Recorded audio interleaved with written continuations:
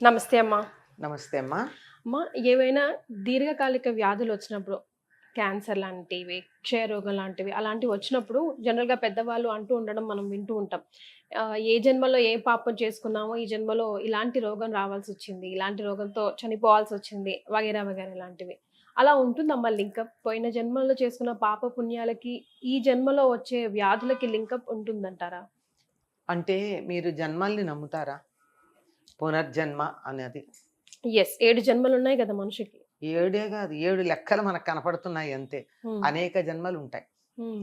జన్మల్ని నమ్మేటటువంటి వాళ్ళకి ఇది చెప్తే అర్థమవుతుంది. నేను పునర్జన్మ నమ్మను, ఈ జన్మ ఇంతే అనే వాళ్ళకి మనం చెప్పే ప్రయోజనం లేదు. యెస్. ఎప్పుడైనా సరే ఒక జన్మలో హ్మ్. పాపం గాని పుణ్యం గాని చేసినట్టయితే హ్మ్. ఆ జన్మలో కొంత అనుభవించాక అంత అనుభవించటానికన్నా ఎక్కువైపోయిందనుకో, అది మరు జన్మకు వస్తుంది. హుహు. ఉదాహరణకి మనం ఏదన్నా ఒక పదార్థం తెచ్చుకున్నాం, హ్మ్. తిన్నాం, ఐస్ క్రీమ్ లాంటిదే తెచ్చుకున్నాం, తిన్నాం, కడుపు నిండిపోయింది, ఏం చేస్తాం? ఎక్కువ ఉంది, ఇంకా ఏం చేస్తాం? ఫ్రీజర్‌లో దాచిపెట్టుకుంటాం. దాచిపెట్టుకుని ఏం చేస్తాం? మళ్ళీ తింటాం. మర్నాడు తింటాం, హ్మ్. అంతే. హ్మ్. ఒక జన్మలో చేసినటువంటి మంచి గాని చెడు గాని ఆ జన్మలో అనుభవించింది అనుభవించగా అధికంగా ఉన్నదంతా వచ్చే జన్మకి ఎడుతుంది. హ్మ్. వచ్చే జన్మకి వెళ్ళింది అంటే పై జన్మ ఏమిటో మనకి ఇంకా తెలియదు.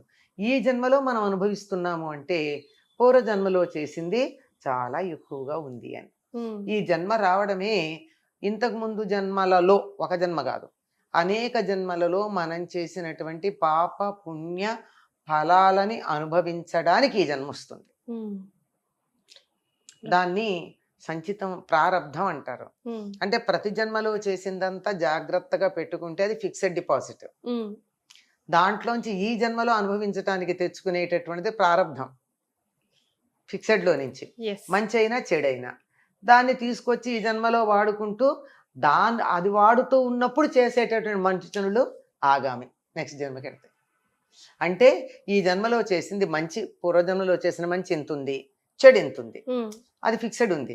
ఈ జన్మలో చేసింది వెళ్ళి మంచి ఇక్కడ, చెడు ఇక్కడ చేరింది. ఇంకో జన్మ వచ్చేప్పుడు ఇక్కడి నుంచి తీసుకొచ్చి కొంత అనుభవించేసి క్లియర్ చేస్తాం, బ్యాలెన్స్ షీట్ టాలీ చేయడానికి. హ్మ్. ఇది కర్మ సిద్ధాంతం.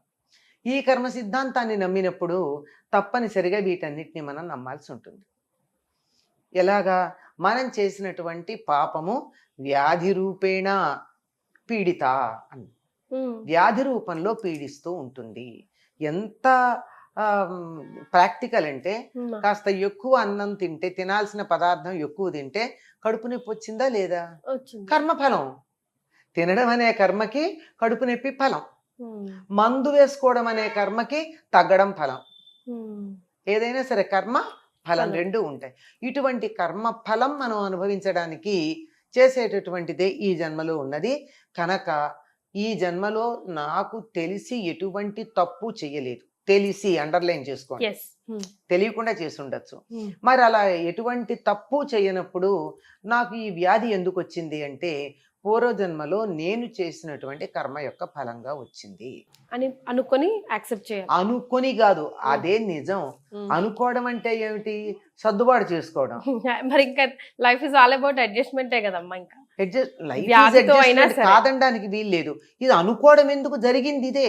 తెలుసుకుని జరిగేది. అనాలి. హ్మ్. తెలుసుకుని ఈ విషయాన్ని అర్థం చేసుకుని అనుభవించితే తగ్గుతుంది. ఈ అనుభవించేటప్పుడు కూడా ఏం చేయొచ్చు హ్మ్. అంటే, నొప్పి వచ్చింది, ఆ నొప్పి భరించలేకపోతే ఏం చేస్తాం? టాబ్లెట్ వేసుకుంటాం. ఒక టాబ్లెట్ వేసుకుంటాం. హ్మ్. కంతి కొయ్యాలి, ఏదో ఒకటి వచ్చింది, దాన్ని ఏదో కాల్లో దెబ్బ తగిలింది, దాన్ని తీయాలి, ఏం చేస్తున్నాం? లోకల్ ఎనస్థీషియా ఇస్తాం. హ్మ్. ఈ ఎనస్థీషియా ఇచ్చి పెయిన్ అనుభవిస్తాం, నెమ్మదిగా తగ్గుతూ ఉంటుంది. హ్మ్. తగ్గాక ఎనస్థీషియా తీసేస్తాం. హ్మ్. మరి ఇట్లాంటిది జరగాలి అన్నట్టు మనం చేసేటటువంటి సత్కర్మలు ఏం చేస్తాయంటే, మంచి పనులు మనం చేస్తే ఈ మంచి పనులు కాస్త ఎనస్థీషియా లాగా ఉండి ఆ పాపకర్మల యొక్క ఫలితాన్ని అనుభవించేటప్పుడు నొప్పి ఎక్కువ తెలియకుండా చేస్తాయి. అనుభవించడం అయితే గ్యారంటీ. అనుభవించటం గ్యారంటీ. పెయిన్ కాస్త రిలీఫ్ ఉంటుంది. పెయిన్ కిల్లర్ లాగా. పెయిన్ కిల్లరే కానీ రోగం తగదు. హ్మ్. ఇమాజిన్ ఎంత జాగ్రత్తగా వాడతారు పదం. హ్మ్. నొప్పి తెలియకుండా చేస్తోంది కానీ వ్యాధి పోలేదు అక్కడ. మరి. వ్యాధే. It takes its own time hmm. To get cured. కానీ మనం తీసుకునే వాటి వల్ల ఏమవుతుంది, పెయిన్ మాత్రం తగ్గుతుంది. ఈ నాడీ వ్యవస్థ, ఆ నాడీ కొసలు ఏవైతే ఉన్నాయో అవి కాస్త స్పందించటం తగ్గి తద్వారా మెదడుకి బాధ తాలూకు సంకేతాలు తీసుకెళ్ళకపోవడం వల్ల నొప్పి ఎక్కువ తెలియదు. నొప్పే తెలియదు అంతే. అంటే ఇది ఎంతవరకు కరెక్ట్ అమ్మా?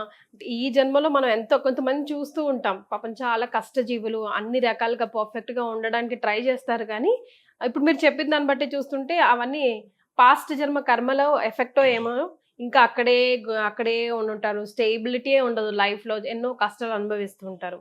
ఈ శరీరం అయితే ఏం చేయలేదు కదా. శరీరమే కాదమ్మా, శారీరకమైనటువంటి వ్యాధి గురించే మాట్లాడుతున్నారు.